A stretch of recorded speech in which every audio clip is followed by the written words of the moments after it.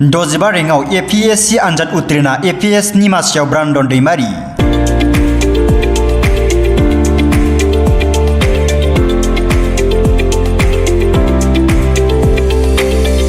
Assam police service बेवहाय आं 65 rank लानानै उथ्रिनो हादों। APSC आनजाद उथ्रिसारनो 5-6 बोसोर आं खस्थ' खालामनांदों। बे एग्जामखौ क्लियार खालामनो थाखाय आं जोबोर खस्थ' खालामदों। फ्राय 5-6 इयार्स आं स्ट्रागल खालामनांगौ जादों।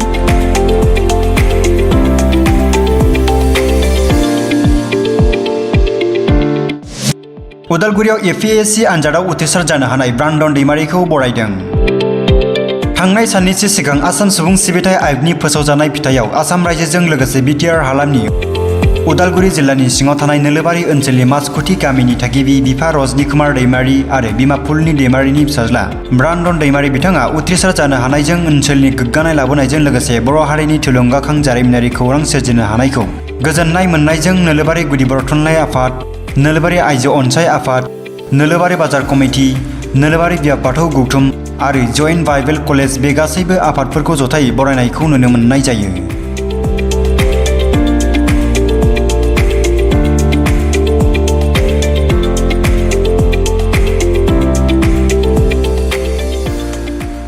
आं जोबोर गोजोननाय मोनदों। आं जितु सार्भिस आसाम पुलिस सार्भिस बेवहाय आं 65 रेंक लानानै उथ्रिनो हादों। बेनि थाखाय आं गोजोननाय मोनदों। आं सेटिसफाइड। माबायदि खस्थ' खालामदों? बे एग्जामखौ क्लियार खालामनो थाखाय आं जोबोर खस्थ' खालामदों। फ्राय 5-6 इयार्स आं स्ट्रागल खालामनांगौ जादों। फार्स्ट एटेम्पखौ आं जेब्ला लिरदों 2018आवहाय आं मेन्सखौ बारनो हायाखैमोन। ओमफ्राय सेकेन्ड एटेम्पखौ आङो आरो नाजाफिननानै आं होदों। ओमफ्राय आं दायो साक्सेस जानो हादों। बेनि थाखाय आं गोजोनदों। नैबे समाव जों खोनानो मोनदों नैबे नोलोबारि ओनसोलनिफ्राय गोबां लाइमोनफोर जिहेतु BA MA ग्रेजुएसन खालामनानै दङ। दा बिथांमोनखौ नोंथाङा मा खावलायगोन नैबे एग्जामाव एटेम्प खालामनो थाखाय? औ, दानि फैबाय थानाय स्टुडेन्टसफोरखौ आरो जोंनि ओनसोलनि साफ्रोमखौबो फरायसाफोरखौ आं बेखौनो खावलायो जे मोनसे कम्पिटिटिभ माइन्डसेटखौ लानांगौ, मोनसे भिजन एबा प्लानिं लानानै फरायनांगौ। जितु एग्जाम सिभिल सार्भिसेस बे गोरा नङा। बेनि क्वालिफिकेसना जास्ट ग्रेजुवेट जानांगौ। बेनिफ्राय मोनसे मोजां स्ट्रेटेजि लानानै फरायनांगौ आरो खस्थ' खालामनांगौ। अब्ला डेफिनेटलि साक्सेसखौ सानसे समाव मोननो हायो। नोंथांनि जाफुंसारनायाव मदद हिसाबै नोंथाङा सोरखारनिफ्राय मदद मोनदों माबायदि? फार्स्ट क्रेडिटखौ आङो इसोरखौ हामबाय होनदों। इसोरा आंनि आर'जखौ खोनासंबाय आरो आंनि खस्थ' खालामनायनि फिथाइखौ होबाय। बेजों लोगोसे आंनि आइ आरो आफा, आंनि साफ्रोम फेमिलि मेम्बार्सखौ हामबाय होनदों। मानो होनबा आंनि आइ आफाया आंनि लागै जोबोरखिनि सेक्रिफाइस खालामबाय। आं फरायनाय समावहाय जोबोरखिनि जेसेबां सापर्ट नांगौ बेखौ होबाय। बेनि थाखाय आं हामबाय होनदों। लोगोसे आंनि गामिनि साफ्रोम आरो समाजनि आरो ओनसोलनि साफ्रोमखौबो गाहाम अनसायनायनि थाखाय आं हामबाय होनदों। इयुनाव बिनिफ्राय आरो जौसिनबाव UPSC आनजाद बेखौ होनायनि नोंथाङा थांखिफोर दं? UPSC होनायनि थाखाय आङो सानबावदों आरो आं नाजागोन। उननि थाखाय आङो प्लानिं खालामगोन आरो आंनि नाजानाया जेब्लायबो थागोन। फैबाय थानाय इयुन लाइमोनफोरनि थाखाय मा मेसेज? फैबाय थानाय लाइमोनफोरनि थाखाय आं बेखौनो बुंगोन जे लाइफआव गिभ आप खालामनाङा। मोनसे स्ट्रागल होननाया खालामनांगौ। मोनसे कम्फर्ट जननिफ्राय ओंखारनांगौ, नाजानाय थानांगौ आरो मोनसे प्लानिंनि गेजेरजों फरायनांगौ। बेखौनो बुङो। गोजोनदों। थेवबो आं बुंनो नागिरदों 99%। CS मोननायबा 100% होनना बुंगौमोन। थेवबो आं गोजोनदों। मानोना फिसाज्लाहाबो एसेबां आफसुस गैया। बिथाङा बुंदोंमोन सानसेबाव आइदार SAS or APS। आं बेयावनो सन्तुस्ट जागोन नामा। बिनि गाहाय रेंकबा सन्तुस्ट जायो नामा मोनदों आरो। दा थेवबो आं 99% हेपि आरो सेटिसफाइड। बिथांनि जाफुंसारनायाव माबायदि खस्थ' खालामदोंमोन बिथाङा आरो नोंथांमोना गारजेन हिसाबै? बिथाङा आं नांगौखिनि थाखा फैसाखौ हरोमोन। माब्लाबाबो आं माने डिसकारेज खालामामोन। आरो बिथाङा बुंनो थाङोबा बाध्य, सिनसियार। खिन्थु बाङाय माने लेजि खालामना होयो आरो किसुमान बिहाव बाङाय लेजिनेसा दंबावो। बेखौ फोसाबनांगोन आरो बिथाङा। माखासे फरायसालि बिथांमोननि गारजेनफोरखौ नोंथाङा गारजेन हिसाबै आं बुंनो नागिरदों गुबुन गारजेनखौ माने गथ'फोरखौ जिखिनि गाइड होनांगौ बे गाइडेन्सआ एसे खम जादों आरो जोंनि गेजेराव। माने मबेखौ कर्स लानांगौबा मा फरायनांगौ, माबायदि होसोनांगौ बा माबायदि खालामनांगौ बेखौ गोबाङानो मेरिट दोङोब्लाबो थाखा फैसा दोङोब्लाबो आन्दायना थायो आरो। बेयाव बहुतनि जिथु मेरिट बे लस जादों आरो। मोजां गाइडेन्स मोनोब्ला बेबायदि आरो गोबां मोजां गाइडेन्स मोनबा बहुतआनो आरो आगबारिबावनो हागोन आरो।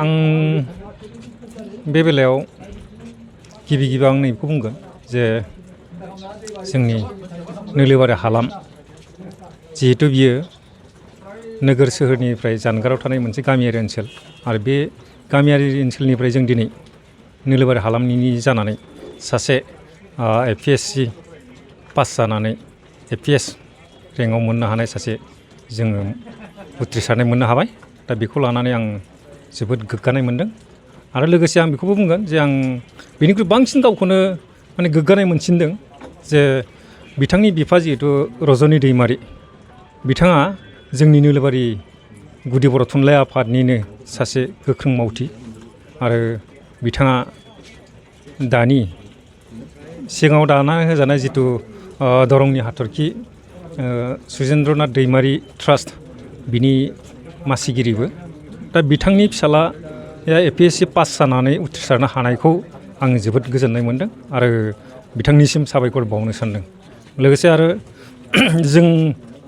जोंनि गेजेराव जे बिथांखौ मोननो हाबाय आरो बेबायदि ब्रिन्दम दैमारि बायदिनो आरो जों इयुनाव बिथांनि बिहोमाजोंनो बिथांनि अबदानजोंनो आरो गुबुना माने थुलुंगानाय मोननानै जों बिदि मोननो हाबावो नामा आं बेखौ मिजिंथिगोन लोगोसे बेखौबो बुंनांगोन जे जोंहा नोलोबारि गुदि बर' थुनलाइ आफादनि जिथु गायसनगिरि आफादगिरि बिथांनि फिसालायाबो मोनसे समाव माने APSC पास जानानै दासिम बे APSC रेंकनिनो साख्रि मावनानै दंबाय थायो BTC आव बे हिसाबै बियो मोनसे जोंनि गोग्गानाय होननानै आं सानदों आरो आं बिनि थाखाय आं जोबोद गावखौनो गोजोननाय मोनदों रंजानाय मोनदों आरो लोगोसे बिमा बिफाया जेसेबां गोग्गादों आं बेसेबां आं गावखौनो गोग्गानाय मोनदों बेनिखायनो जों दिनै बिथांखौ जों बरायनाय जादों ब्रिन्दम दैमारि बिथाङा माने इंलिस मिडियामाव फरायनाय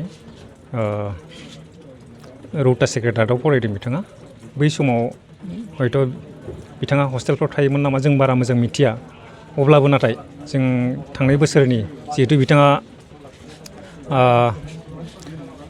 चाइल्ड डेभेलपमेन्ट अफिसार मोननो हादोंमोन बेनिफ्राय जों बिथांखौ मिन्थिदों आरो बिथांनि बिफा रजनि दैमारि बिथाङा जोंनो बे माखासे फिसालानि खोथाखौ बुंदोंमोन बिनिफ्रायनो जों एसे आसा खालामबाय थादोंमोन जे बिथाङा सानसे समाव बेबायदि रेंकनि APSC रेंकनि मोनसे आनजादाव उथ्रिनानै जोंनि गेजेराव सासे मानसि महरै बिथाङा नुजाफैगोन जों बेखौ आसा खालामदोंमोन जों बेखिनिखौल'सो मिन्थिनाय जादोंमोन आरो दिनै नोंथांमोना बरायबाय आरो थुनलाइ आफादा सोलोंथाइ बिथिङावबो जों दिनै बिथांखौ बरायनायनि थांखियानो जाहैबाय जाहाथे बे बरायनायनि गेजेरजों बे फैबाय थानाय इयुन जोलै फरायसाफ्रा जाहाथे बे बरायनायखौ नुनानै थुलुंगायो बेखौ जों मिजिंथिदों आरो बेखायनो जों बिथांखौ बरायदों आरो बे बरायनायनि गेजेरजोंनो फैबाय थानाय बे फरायसाफ्रा हयथ' बिथाङा जेरै नाजानानै माने जाफुंसार सासे सोद्रोमा जानो हाबाय सासे अफिसार जानो हाबाय थिग बिदिनो इयुननि फरायसाफ्राबो बेखौ नुनानै बेखौनो फल' खालामनानै जों इयुनाव बेबायदि जोंनि गेजेराव जों बिदि माखासे